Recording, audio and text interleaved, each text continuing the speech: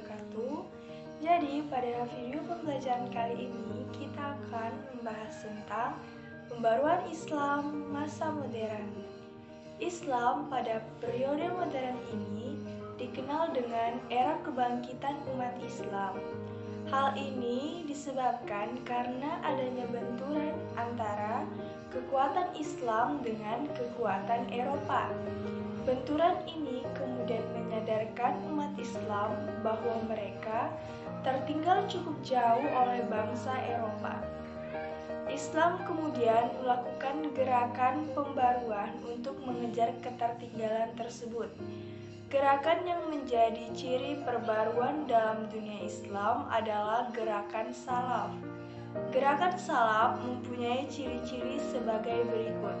Yang pertama, memberikan ruang dan peluang ijtihad dalam berbagai kajian keagamaan yang berkaitan dengan muamalah duniawiyah.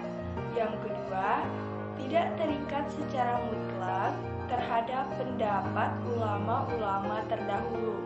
Yang ketiga, memerangi orang-orang yang menyimpang dari akidah kaum salaf seperti kemusyrikan, tawasul, bid'ah, dan taklid.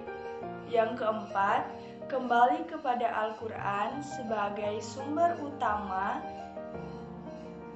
ajaran Islam. Yang kelima, pemahaman keagamaan umat Islam kepada pemahaman dan pengalaman Rasulullah Shallallahu Alaihi Wasallam. Gerakan pembaruan tidak terlepas dari adanya tokoh pembaru Islam masa modern. Pada video pembelajaran kali ini kita akan membahas beberapa tokoh-tokoh pembaru Islam masa modern. Yang pertama, Syekh Waliullah, tokoh pembaru dari India, mengemukakan pendapatnya mengenai alasan kemunduran dunia Islam. Yang pertama, perubahan sistem kekhalifahan menjadi sistem kerajaan. Yang kedua, demokrasi menjadi monarki absolut. Yang ketiga, adanya perpecahan di dalam kalangan umat Islam itu sendiri dan mencampur adukan ajaran Islam dengan unsur ajaran lainnya. 2. Sayyid Ahmad Khan, tokoh pembaru dari India.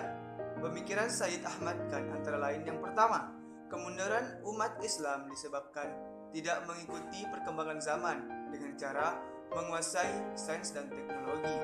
2. Ia berpendirian bahwa manusia bebas berkehendak dan berbuat sesuai dengan sunnatullah yang tidak berubah. Gabungan kemampuan akal, kebebasan manusia berkehendak dan berbuat, serta hukum alam inilah yang menjadi sumber kemajuan ilmu pengetahuan dan teknologi modern. 3. Sumber ajaran Islam hanyalah Al-Quran dan Hadis. 4.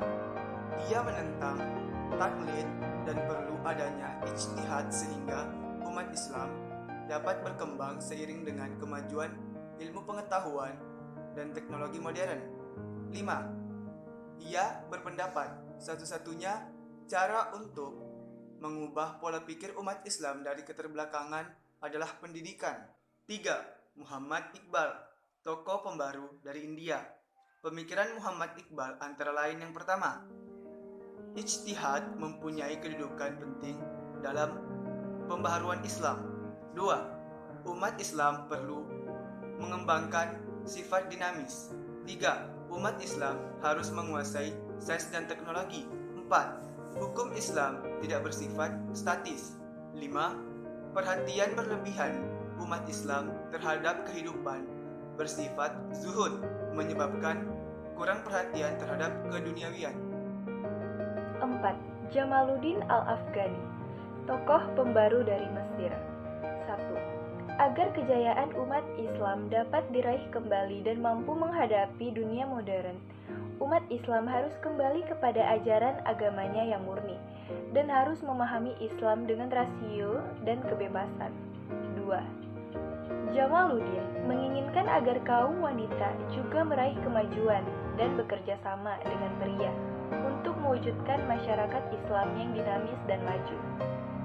3. Kepemimpinan otokrasi hendaknya diubah menjadi demokrasi. Menurut pendapatnya, Islam menghendaki pemerintahan republik yang di dalamnya terdapat kebebasan mengemukakan pendapat dan kewajiban negara untuk tunduk pada undang-undang. 4. Ajarannya tentang pan-Islamisme, yakni persatuan dan kerja sama seluruh umat Islam harus diwujudkan karena persatuan dan kerjasama seluruh umat Islam sangat penting dan di atas segalanya. Yang terakhir, Sultan Mahmud II, tokoh pembaru dari Turki. Pemikirannya yaitu 1. Menetapkan demokrasi. 2. Mendirikan sekolah maktabi ma'arif. 3. Menghapus pengutusan sultan.